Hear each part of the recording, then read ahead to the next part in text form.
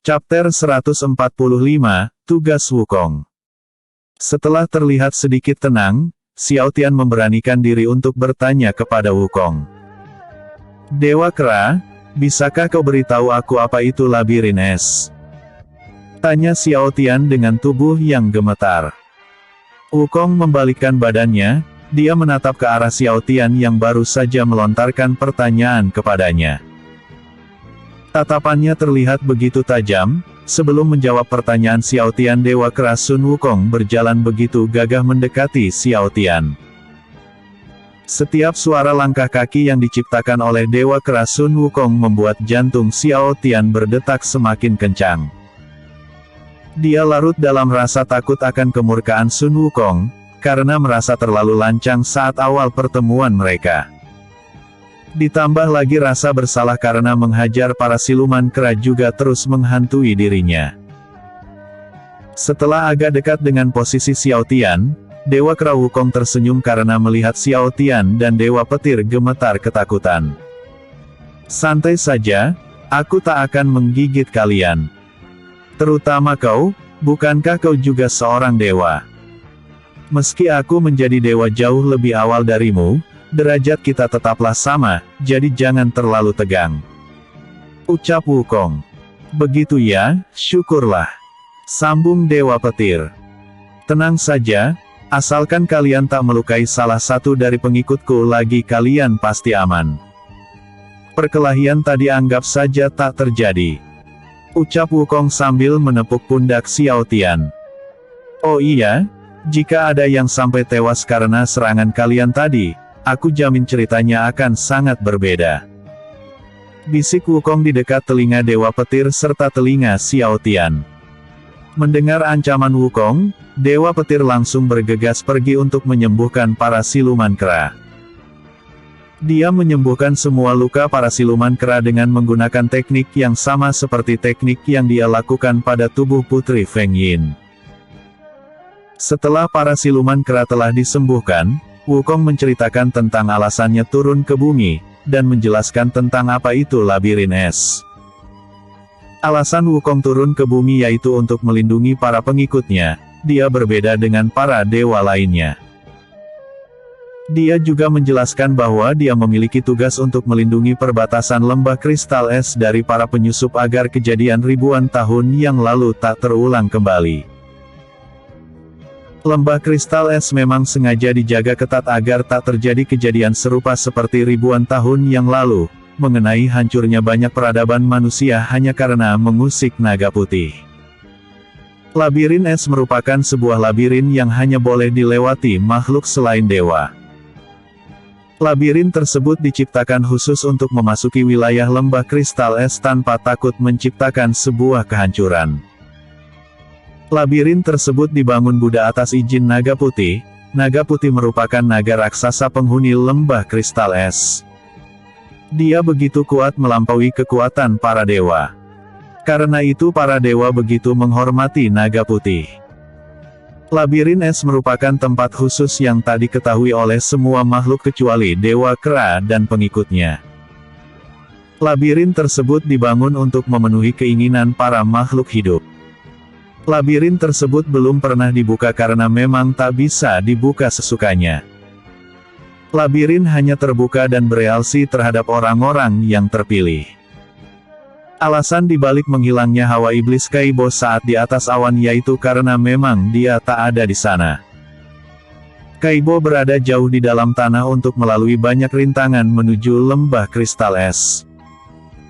Melewati atas tembok, atau menghancurkan tembok kristal hijau merupakan cara yang tidak dianjurkan. Naga putih bisa mengamuk jika tempatnya dikunjungi oleh para makhluk hidup. Jika dia tak berkenan dengan perilaku seseorang, dia pasti akan menghabisi seluruh keluarga dari orang itu.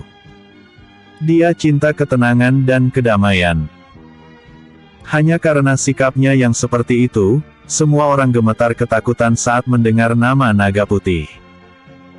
Labirin es merupakan jalan satu-satunya untuk menemui naga putih tanpa takut memicu emosi naga putih. Dewa Kera Wukong juga menjelaskan, jika seseorang bisa meminta apapun kepada naga putih asalkan mampu melewati semua ujian yang ada di labirin tersebut.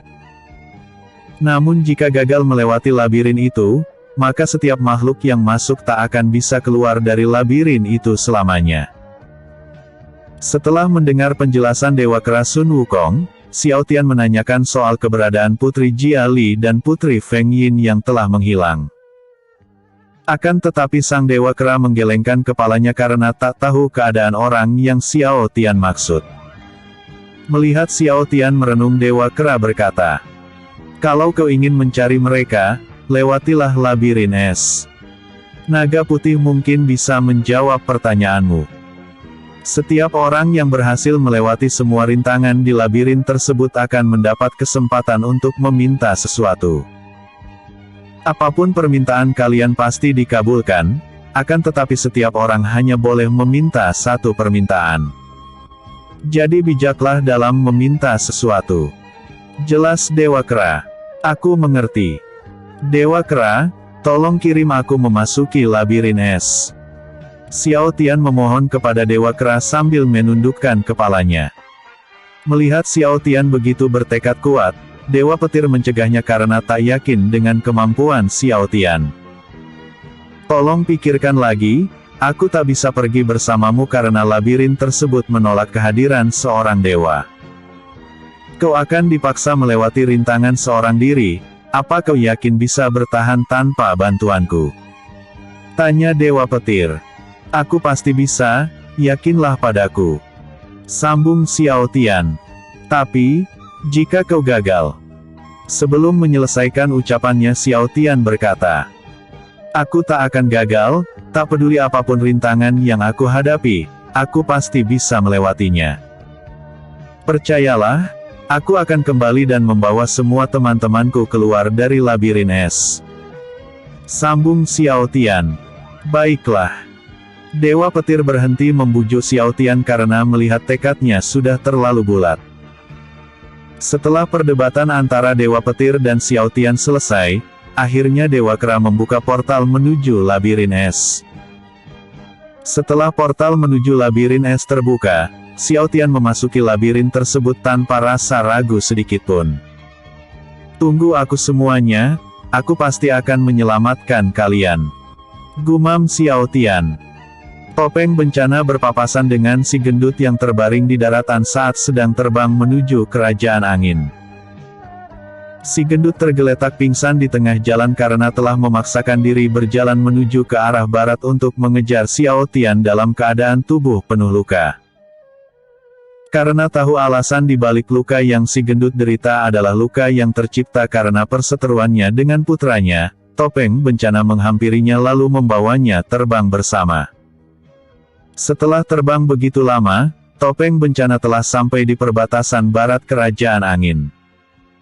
Dia terkejut dengan pemandangan yang dia lihat. Sejauh mata memandang tak ada satupun bangunan yang terlihat utuh, hanya ada puing-puing bangunan yang berserakan. Taiwu bersiap-siap untuk pergi menuju ke arah barat karena baru mendapat kabar bahwa Xiao Tian telah pergi menuju ke arah barat untuk mengejar si gendut. Jenderal Huang Cheng dan Jenderal Feng Long masih tertidur pulas karena diberi obat penenang oleh para perawat atas perintah Taiwu dan Feng Ling.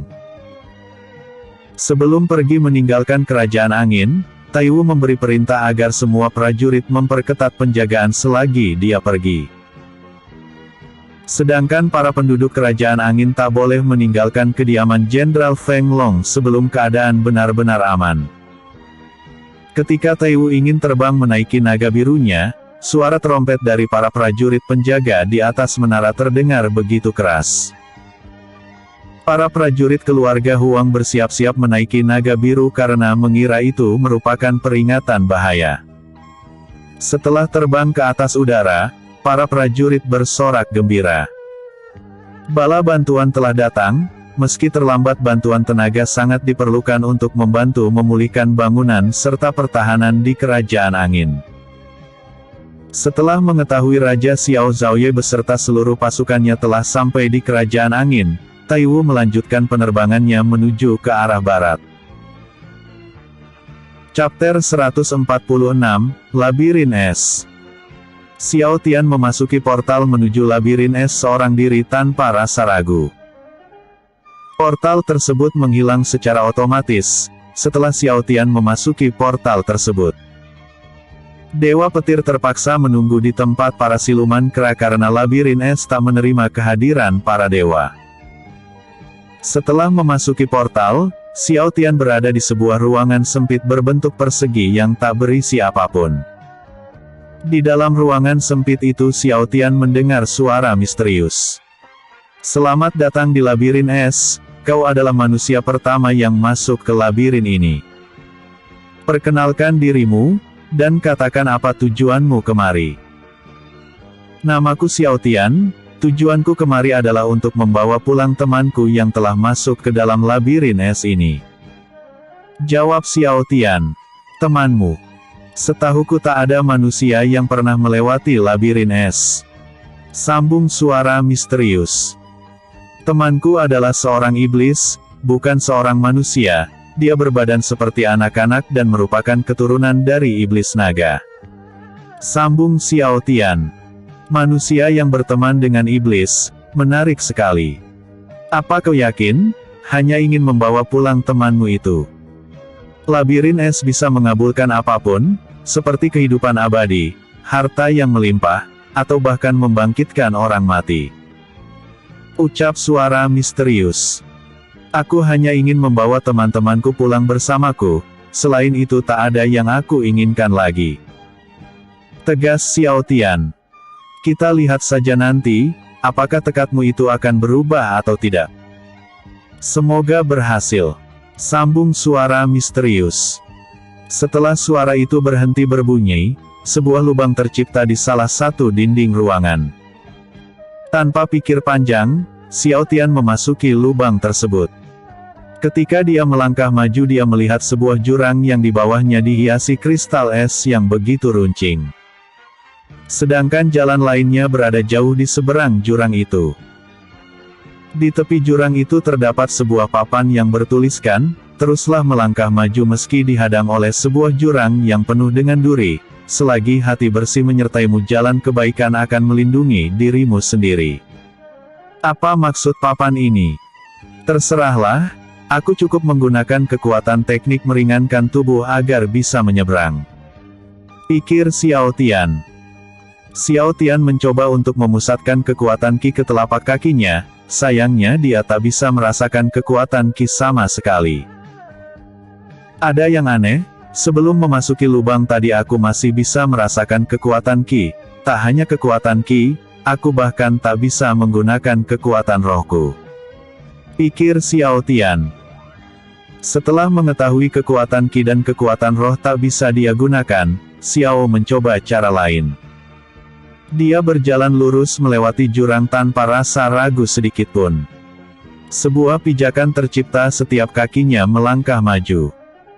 Setiap langkah yang dia jalani terasa semakin berat karena dihantui oleh pikiran-pikiran buruk. Setiap dia mencoba melangkah dia selalu terbayang tentang hal-hal yang paling dia takuti. Kehancuran kerajaan petir, tewasnya ayah dan ibunya, kematian putri Jia Li, dan kematian semua teman-teman yang dia sayangi, semua itu terus terbayang di pikirannya tanpa henti. Semua ini hanya ilusi. Aku harus terus melangkah. Harus terus melangkah, ucap Xiao Tian.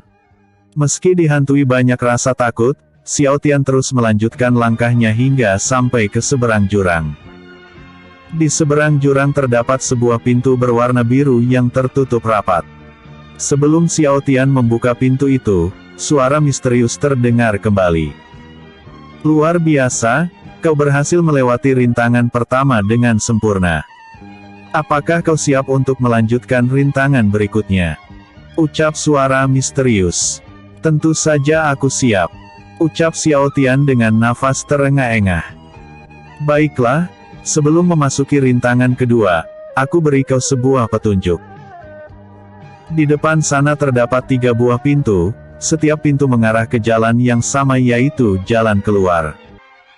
Masuki salah satu pintu dan keluarlah dari pintu yang pertama kau masuki," ucap suara misterius. Seperti biasa, setelah menjelaskan beberapa hal, suara misterius menghilang begitu saja. Xiao Tian melanjutkan perjalanannya memasuki pintu berwarna biru itu. Seperti yang dikatakan oleh suara misterius, setelah memasuki pintu berwarna biru, Xiao Tian berada di sebuah ruangan kecil dengan 3 buah pintu dengan warna berbeda. Merah, kuning dan hijau. Jadi ini yang dia maksud. Aku harus memilih salah satu dari 3 buah pintu ini ya, pikir Xiao Tian. Xiao Tian memilih pintu berwarna hijau karena berdasarkan ingatan dari kehidupan sebelumnya warna hijau merupakan warna kesukaannya. Setelah membuka pintu tersebut, pintu yang lainnya menghilang begitu saja. Xiao Tian memasuki pintu tersebut tanpa ragu.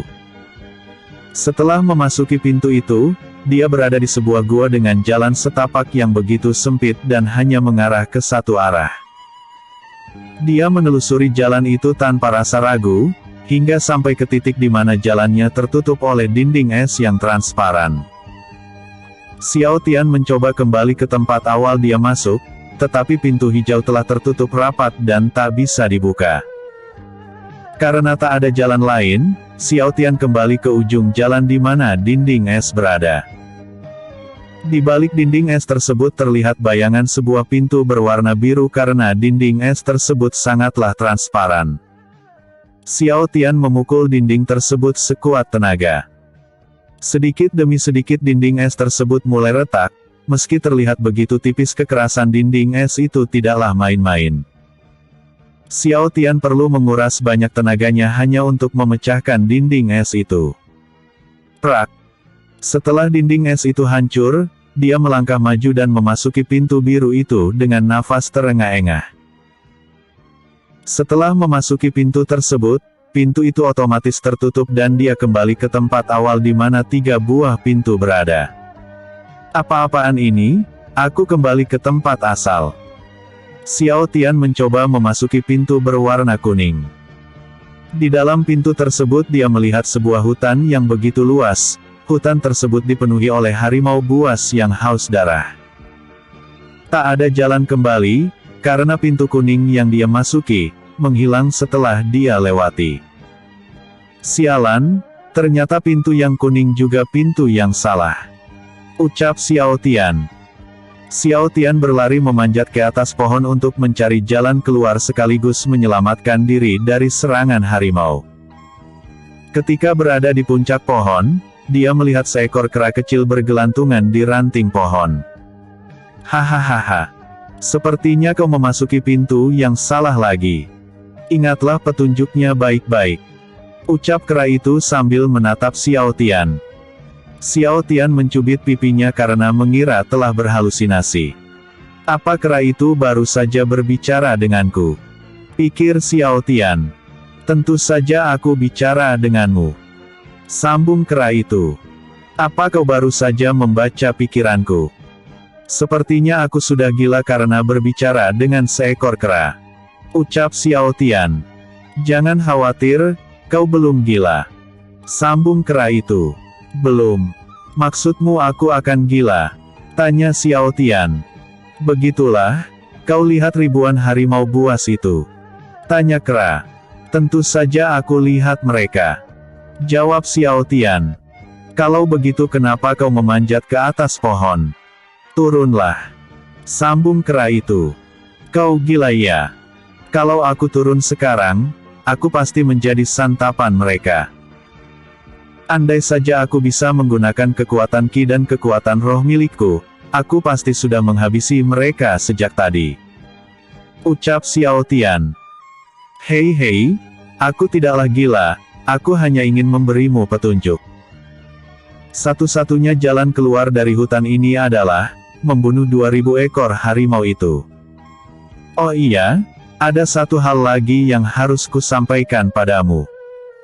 Setelah keluar dari hutan ini, kau akan kembali ke ruang utama, dan kau hanya memiliki satu kesempatan lagi untuk mencoba memasuki pintu-pintu itu. Jika kau memilih pintu yang salah lagi, maka aku jamin kau akan kehilangan nyawamu seperti para iblis yang sebelumnya. Sambung kera itu. Membunuh 2000 harimau buas. Dasar kera gila, tanpa kekuatan ki dan kekuatan roh, mana mungkin aku akan. Sebelum menyelesaikan ucapannya kera itu telah menghilang dalam sekejap mata. Kera sialan, kemana dia pergi? Ucap Xiao Tian. Membunuh 2000 harimau ya. Cih, merepotkan. Ucap Xiao Tian. Serak. 3 ekor harimau yang haus darah, mencakar pohon yang dinaiki Xiao Tian. Cakar mereka tak seperti harimau biasa, ketajaman cakar itu bahkan bisa membelah kapas menjadi 2 saat masih di udara. Setelah dicakar terus-menerus, pohon yang dinaiki Xiao Tian akhirnya tumbang. Bruk. Xiao Tian berpegangan pada batang pohon tersebut sehingga tak terluka parah ketika pohon itu tumbang. Ketika pohon itu tumbang, ribuan harimau berjalan mendekati Xiao Tian yang masih berpegangan erat pada batang pohon yang tumbang. Di saat semua harimau mulai mendekat, Xiao Tian melemparkan jarum-jarum runcing yang dia ambil dari dalam cincin ruangnya. Syat syat syat. Dalam sekejap ribuan harimau dia kalahkan dengan mudah. Syukurlah, kemampuan akupunturku tak menghilang juga. Setelah mengalahkan para harimau, pintu berwarna biru muncul di hadapannya. Xiao Tian memasuki pintu tersebut dan seperti yang dia duga pintu itu mengarah ke titik awal di mana ketiga pintu berwarna berada tepat di hadapannya. Merah, kuning, hijau. Aku sudah muak dengan semua pintu ini. Karena hanya tersisa satu pintu maka merah pasti pintu yang benar. Ucap Xiao Tian. Tapi kenapa kera itu bilang kalau ini merupakan kesempatan terakhirku? Bukankah memang hanya ada 3 buah pintu? Merah, kuning dan hijau. Aku sudah mencoba kuning dan hijau, bukankah sudah jelas kalau merah merupakan pintu yang tepat? Pikir Xiao Tian. Setelah memikirkan kembali ucapan si kera, Xiao Tian tak memilih pintu merah, dia berbalik arah lalu membuka pintu biru yang baru saja dia lewati. Apakah pintu biru merupakan pintu yang tepat? Atau itu merupakan pintu yang salah?